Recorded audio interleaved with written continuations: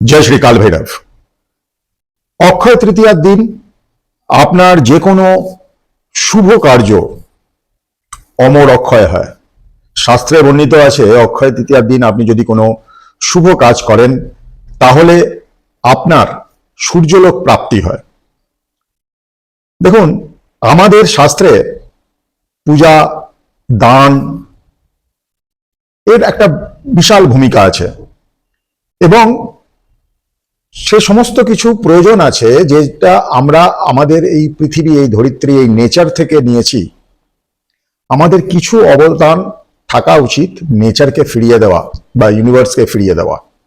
কিছু অবদান নিশ্চয়ই থাকা উচিত। বরঞ্চ আমরা অনেকটা উল্টো করি। আমরা জঙ্গল কেটে শহর বানাচ্ছি, আমরা জল নষ্ট করছি, আমরা বাতাস নষ্ট করছি, আমরা বায়ু দূষণ করছি। সব থেকে অবাক হয়ে যাবেন কি আজকের মানুষের মধ্যে এত সমস্যা, তার সব থেকে বড় কারণ হচ্ছে আর্থিং।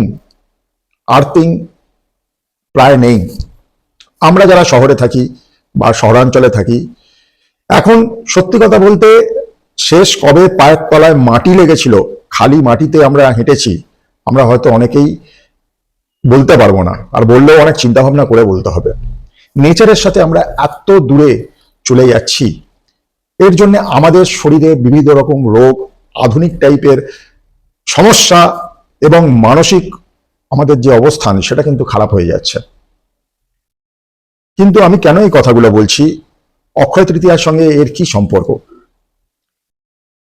আমরা যদি নিজেদের অক্ষয় রাখতে চাই, অর্থাৎ আমাদের হিউম্যান সিভিলাইজেশনকে অক্ষয় রাখতে চাই, আমরা যদি আমাদের আগামী প্রজন্মকে অক্ষয় রাখতে চাই, তাহলে আমরা ডেফিনেটলি চিন্তা করার সময় এসে গেছে আমাদের প্রত্যেকের কি কিছু এবার করণীয় এবং কিছু আমাদের করা উচিত।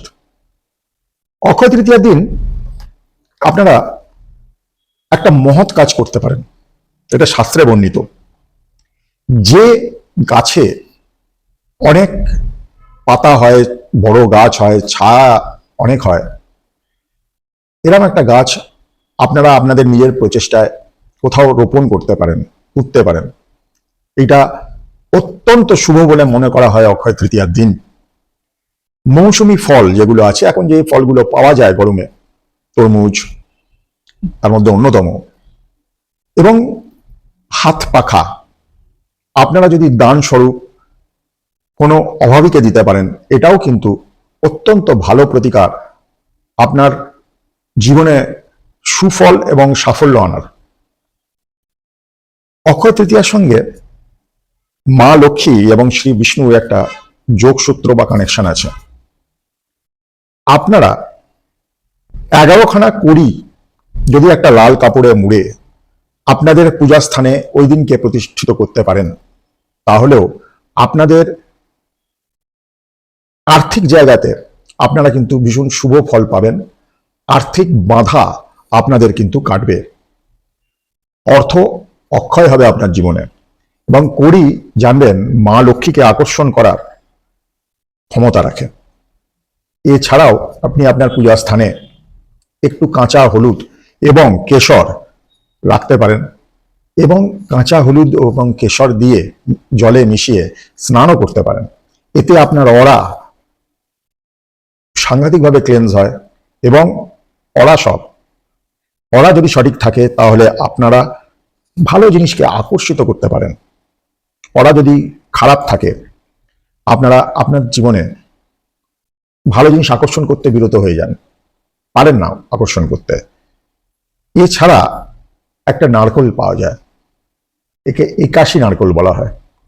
একাশী নারকোল, এই একাশী নারকোল আপনারা যদি জোগাড় করতে পারেন, এখন অনলাইনের যুগ, অনেক জায়গায় পেয়ে যাবেন একাশী নারকোল যদি আপনারা জোগাড় করতে পারেন, তাহলে নিশ্চয়ই একটা বাড়িতে মঙ্গল ঘট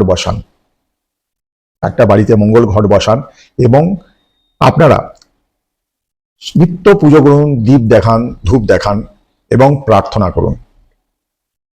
দেখুন, আপনি কোন মন্দিরে যাচ্ছেন, কোন ঠাকুরকে ডাকছেন, সেটা বড় কথা না।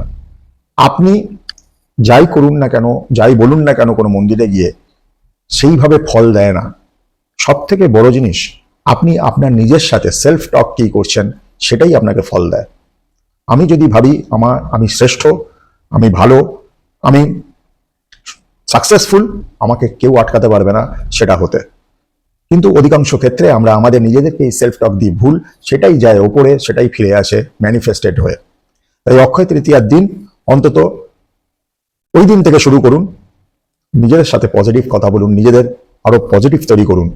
আপনারা দেখবেন কি আপনারা মোটের ওপর ভালোই থাকবেন। ধন্যবাদ, ভালো রাখবেন, ভালো থাকবেন। জয় শ্রী কাল ভৈরব।